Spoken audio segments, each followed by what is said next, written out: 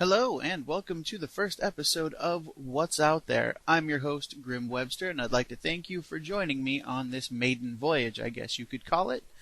Let's go ahead and jump right in with some news from the past month or so, stuff that's either been posted on the blog or stuff that I just found interesting in general. The first one, Dr. Jesse Marcel Jr. He handled debris from the Roswell crash in 1947. He died on August 23, 2013. Marcel was the son of Major Jesse Marcel, who was involved with the recovery of the Roswell debris. Major Marcel, after recovering the pieces of the crashed UFO, took them home to show his wife and his son Jesse Jr., who was only 10 years old at the time. Jesse Marcel Jr. grew up to be a medical officer in the U.S. Navy, becoming a specialist in ear, nose, and throat surgery. After retiring from the military in 1996, he was called back to duty in 2004 as a flight surgeon for Operation Iraqi Freedom. Dr. Jesse Marcel Jr. was one of 200 witnesses to the events of July 1947, and until he died, he insisted that the debris was a UFO and not a balloon. Now, his story has gained a lot of attention, and mostly because his life was pretty exemplary, and nobody could question his integrity. He was 76, and he will be missed. Now, you may remember back in 2011, a strange carcass washed up on the beach of Nassau in the Bahamas. It was about 50 feet long, and a lot of people speculated that it was a whale carcass. Well, in July of this year, a similar carcass was spotted floating in the Persian Gulf. On August 15th, another carcass washed up in Spain. Now, the first two were similar in size and shape, and both of them were believed to be whales. And actually, if you go to the website, you can see pictures of all three. Now, the third one, though, that one's a little different. The third was slender, maybe about 4 meters long, and actually appears to have horns. Now, the first two, in my opinion, kind of look like Falkor from the movie The Neverending Story. If you grew up in the 90s, you probably know what I'm talking about. Now, the third one actually kind of looks more like a Chinese dragon. According to researchers, a chemical ingredient for life may have been more abundant on early Mars than on early Earth. Phosphate, which serves as a backbone of DNA, may have been critical to life on Earth.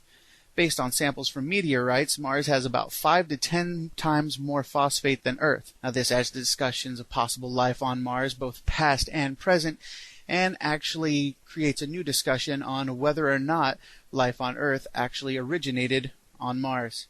Now, imagine that. What if we were all really Martians? Speaking of Mars, though, over 100,000 people are ready to go to Mars and never come back. The Mars One project wants to begin colonizing the red planet in 2022. Each pod sent to Mars will carry around 5,511 pounds of supplies, and the pods themselves will become part of the habitat. Food and solar panels are included in the list of supplies, but water and oxygen are not. Mars One CEO Bas Lansdorp says they'll be mining water from Martian soil, and from the water they'll be able to produce hydrogen and oxygen. Despite the risks and challenges, including funding, Lansdorp insists his group will get people to Mars by 2023. Now that's kind of awesome. You can see some of the applicants on the Mars One website, which is also linked up on the blog.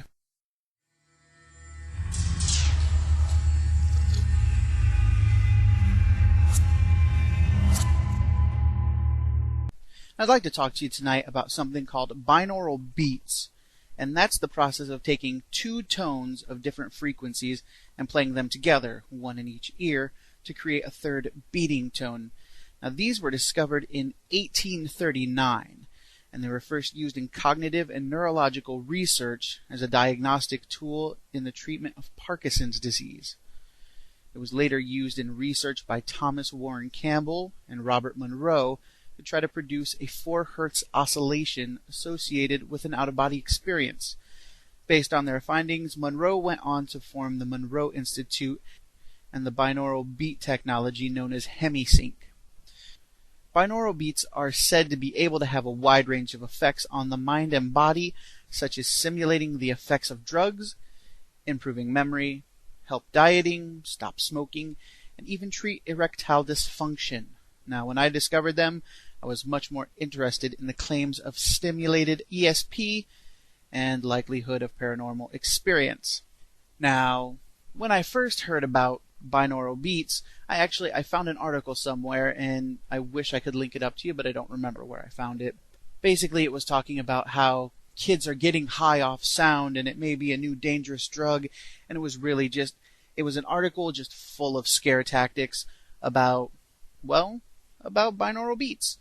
And that got me interested, and I started looking into it, and I came across the Monroe Institute website, and I was looking into that stuff, and they have, these audio files that you can download and test out, and then they sell CDs and things like that.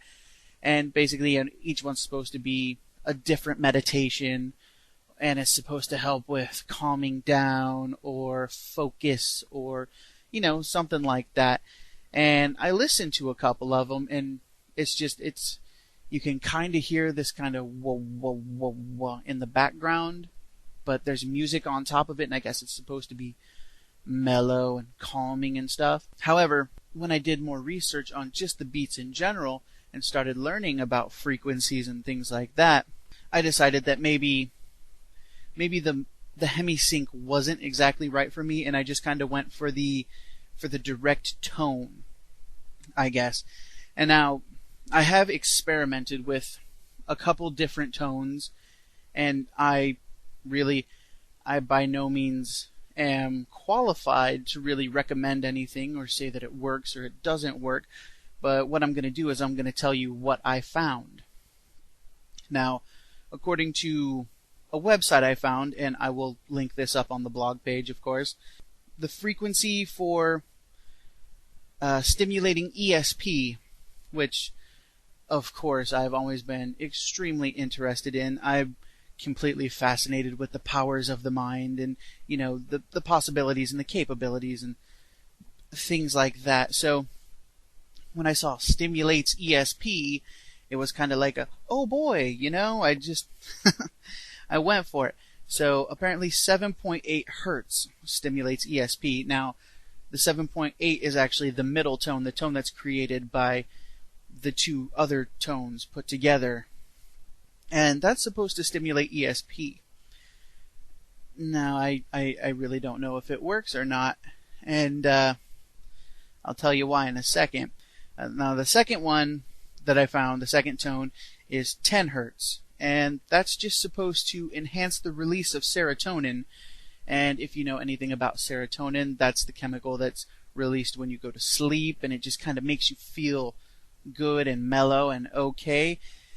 Now, I don't know if that works because I've used it before bed, and I fell pretty much right to sleep. Now, I don't know if that's from the beat or just because I'm tired.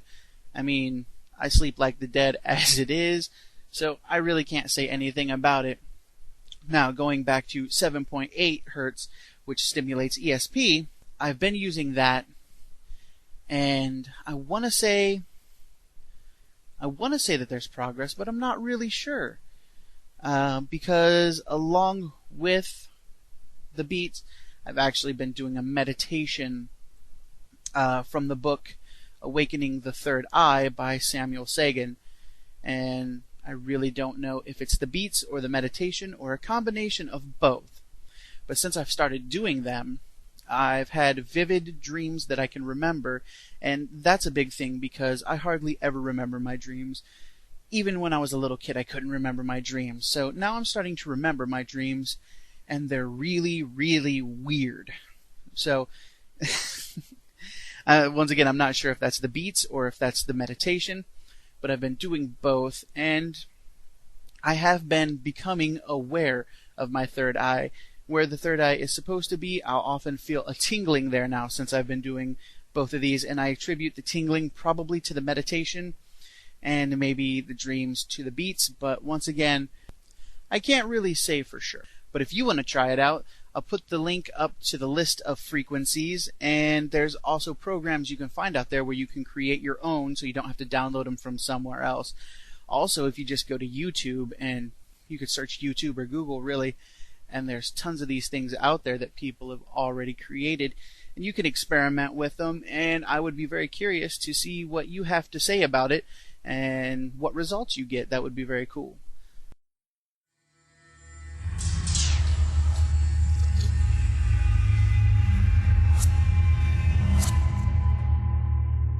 Okay, what I like to do now is something that I call interesting people. Now, I did this already on the blog once, and if you haven't read it, that's fine. If you have read it, it's worth hearing again. So I'm going to go ahead and I'm going to do it now. And let me go ahead and set the scene for you real quick. I love to listen to Coast AM, probably my favorite show. However, since I work in the morning, I don't get to be up at night to listen to it.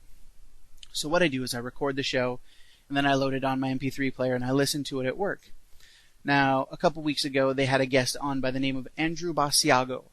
Now, he was speaking about life on Mars, which isn't uncommon for Coast to Coast, but he said that he knew there's life on Mars because he's been there. Now, obviously, when I heard this, my ears pricked up, and I focused a little more intently on what was coming out of the earbuds. Now, he says, in the late 1960s and early 1970s, he was a child participant in Project Pegasus.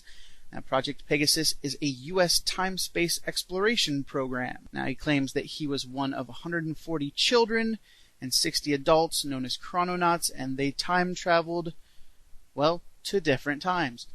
He claims to have visited Ford Theater on the night that Lincoln was killed. He says he's been there a couple times, actually, but has never actually seen the assassination. He also claims to have been at Gettysburg for the Gettysburg Address and says that he was dressed as a Union bugle boy. He even presents a photo that he claims shows him as a small child in a bugle boy uniform, and that of course is linked up on the blog page so you can check that out. Now, he also says that in the early 80s he joined the CIA's Mars Jump Room program, where he made numerous trips to Mars via teleportation. He claims that there are two intelligent species on Mars, one that is native, and one that may have come from Earth when the first great civilization fell.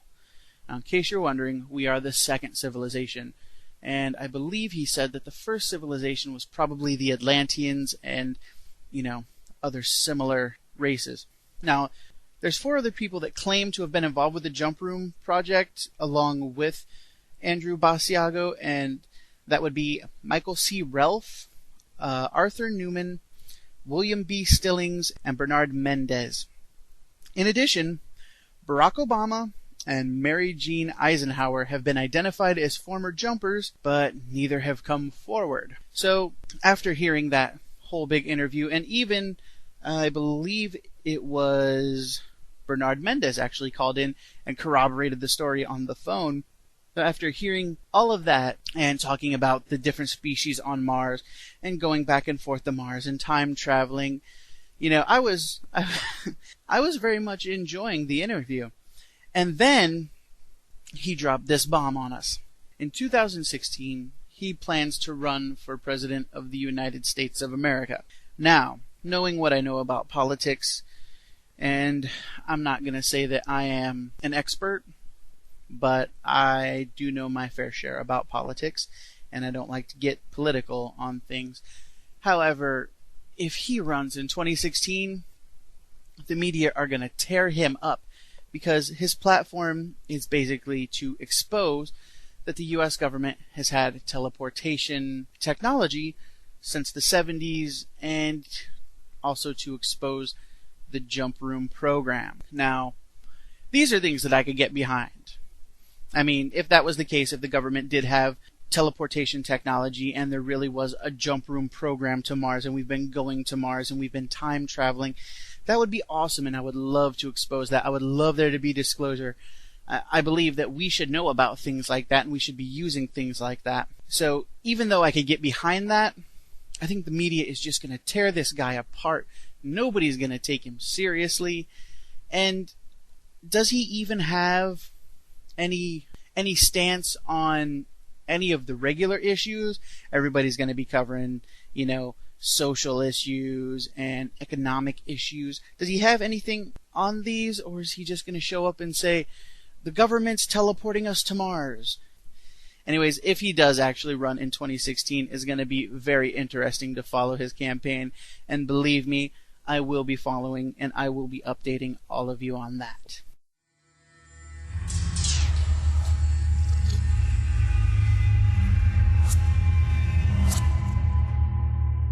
If you've been following along on the blog page, or if you've been on the Facebook page, or if you've been to Twitter, or if you just happen to stumble across a couple subreddits on Reddit, you'll know that I've been asking for people to submit experiences to the show.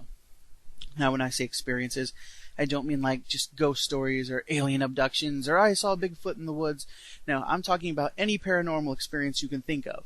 And when I say paranormal, I mean by definition paranormal, outside of normal. So that's altered consciousness, religious miracles, really anything that doesn't fit into that nice little normal category that we all live our lives inside of. So today's story is a ghost story, and it was submitted by a user on Reddit who would like to remain anonymous, so we refer to her as Anna. Now, since she would like to remain anonymous, I've asked friend of the show, Sarisha V, to go ahead and read it for us, and I hope you enjoy. This story takes place one summer in Bangkok, Thailand, about 3 weeks after I arrived as a participant in an international exchange program. It is ultimately about respect for other cultures and some lessons you only learn the hard way. My name is Anna, and along with 19 others from all over Southeast Asia, I was enrolled in a university right beside the Chao Phraya River. It was the week of the Buddhist New Year, or Songkran, so no classes were being held. Most of the students living in our dormitory on Baromara Chachanani Road in the Tolingchun district had gone back to their respective provinces for the holidays. At 20 minutes past midnight, when my Indonesian roommate Widya had already fallen asleep, I heard a frantic knocking on our door. I was already lying down on my bed and it was relatively late, so I was mildly annoyed. I thought it was one of the other girls on the floor. Perhaps they'd run out of toothpaste. There were about a dozen loud and heavy knocks that should have woken everyone on the floor because the walls were so thin. Beside our door was a frosted glass panel, and I saw a silhouette. It didn't register as odd at the time, but someone was crouching there. I approached, placed my right hand on the locked doorknob, and asked, "Who is it?" A woman started speaking in rapid, excited Thai, but the strange thing was that the sound was not coming from behind the door. It was coming from behind me, above me, from my left and my right, from everywhere at once. After about 3 sentences she stopped, and the silhouette vanished. It was the kind of dormitory corridor where all footsteps echoed, but this time I didn't hear anyone walking away. I was rooted to the spot, afraid to turn around, but also afraid of lingering near the door. Somehow I knew that what spoke to me was not human, or was no longer human, and I always assumed that if this were to ever happen, I would fall to the floor in a dead faint. I didn't. I turned around and went back to bed. I didn't speak Thai. I wasn't sure if that made the situation better or worse. I thought of waking Vidya up, but I was also afraid of looking silly. I don't know how I did it, but I managed to fall asleep. I woke up before Vidya did the next morning, which was a miracle because she usually woke up first to her morning prayers. She was surprised to see me sitting up, and my facial expression must have told her that something wasn't quite right. I told her what happened. After giving me a very serious look, she assumed her position on the mat, facing the east, and started praying. I woke up the other girls on the floor, gathered them in the corridor, and told them the same story. I remember that the other girls from the Philippines were spooked, as was Butha, the only girl from Cambodia. The Vietnamese were a little calmer about it.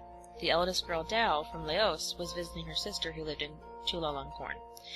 That was unfortunate because she seemed like the type who would have her wits about her in a time like this. She once actually told us that her home was haunted by spirits who shook her bed at night.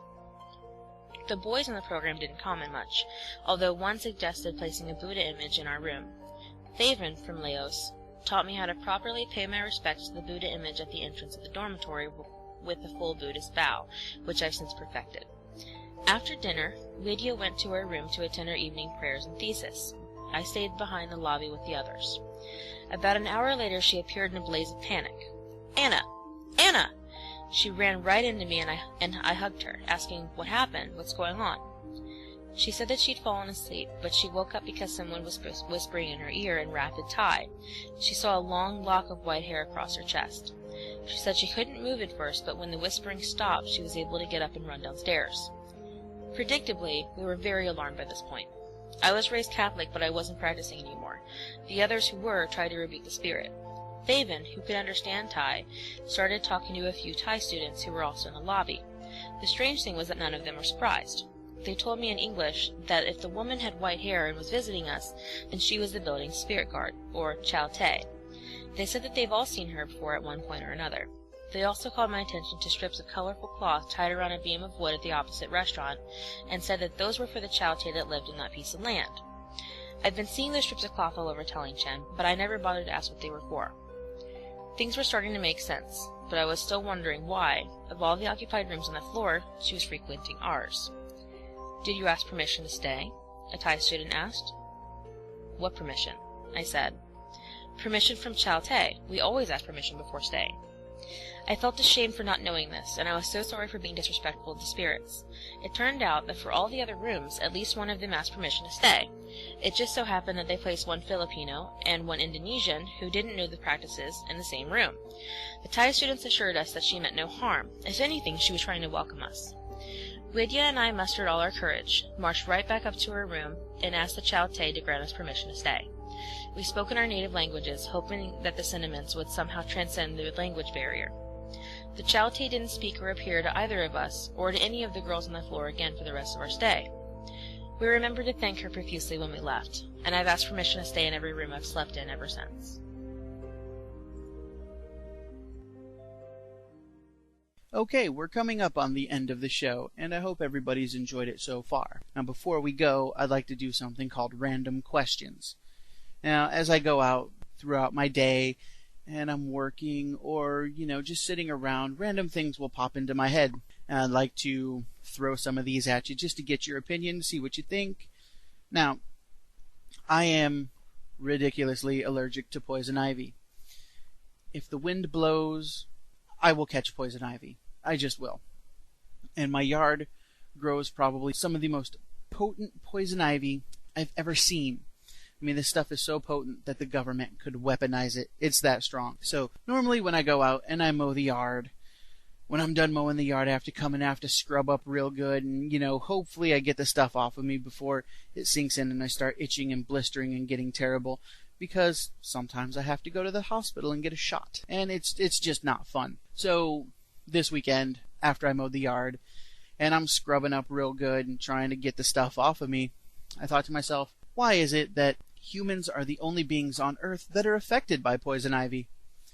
I mean, you take a dog or a cat or skunk or whatever, they can roll around in fields of poison ivy all day and nothing happens, no effect whatsoever. And obviously plants can't catch poison ivy from poison ivy plant because they're plants, and bugs don't get poison ivy either. It's just humans. Now, that bothers me, obviously, because I'm a human and I hate poison ivy. So, here's a theory I thought up. And now this deals with the ancient aliens theory. So if this isn't your cup of tea, you can go ahead, just skip ahead a minute or so, or you can just go ahead and bear with me. But you might want to listen because I think I've got something pretty good here. So now think about it. Millions of years ago, or however long it was, aliens come to Earth and they need somebody to mine gold or whatever it was we were supposed to be doing for them. So they experiment on us, give us some of their genes to make us a more workable slave, I suppose, is what they were looking for. So they genetically alter us with their DNA, and then when they get what they want, they leave us to evolve on our own. Now, since nothing else was experimented on, at least that we know of or speculate about, what if the reason that we're affected by poison ivy is because that's a flaw in the alien DNA that was mixed with our DNA, and because they're not from here. Maybe wherever they're from, they don't have poison ivy. I mean, probably wouldn't if they're not from Earth. Who's to say poison ivy grows anywhere else? But, that's just a theory. What if? What if that's why? I mean, what if it's a flaw? That's just one of those weird things that I think about sometimes. Another thing, my neighborhood has a murder house. I think a lot of neighborhoods, well, maybe not a lot. Some neighborhoods have murder houses, and I think you know what I mean when I say a murder house. But if you don't know what a murder house is, it's basically a house that somebody's been murdered in. Now, maybe you don't have a murder house. Maybe you just have a good old-fashioned death house where somebody just died in it and wasn't murdered. But me, in my neighborhood, I have a murder house. A real, honest-to-goodness murder house. Somebody was literally murdered in the house like a year and a half ago. Now, the house has remained pretty much untouched since then. Somebody shows up every once in a while to mow the yard, but nobody lives there. Nobody goes near there. Really, you don't see anybody even go near the place, except sometimes. You see, there's a for sale sign in the front yard, and every so often you'll see a realtor with potential buyers walking across the yard, walking into the house, walking around the house, looking at things. And I saw that happen just a week or so ago, and I thought to myself, is it wrong that I want to pull up and say, hey, somebody got murdered there? I mean, in my state, I don't think they're required to tell you if somebody's died in the house you're about to buy. But don't you think that's something you would want to know? Now, if you see something like that, is it wrong to just tell the person who could potentially be moving in there that somebody was murdered on the kitchen floor? Would I be out of bounds to do that? Is that something I shouldn't do? I mean, obviously I didn't do it, but I really wanted to. Would that be going too far? These are just some things that I ponder about. What do you think? Would it be wrong for me to tell somebody that the house they could be moving into is a murder house? And then also, what do you think about my alien DNA theory and poison ivy? Makes sense to me, but a lot of stuff that makes sense to me seems to befuddle a lot of other people. So, what do you think? I'm curious to know. Drop a line at the blog page or Facebook or pretty much wherever, and let me know what you think. I'd really like to hear what your opinions are.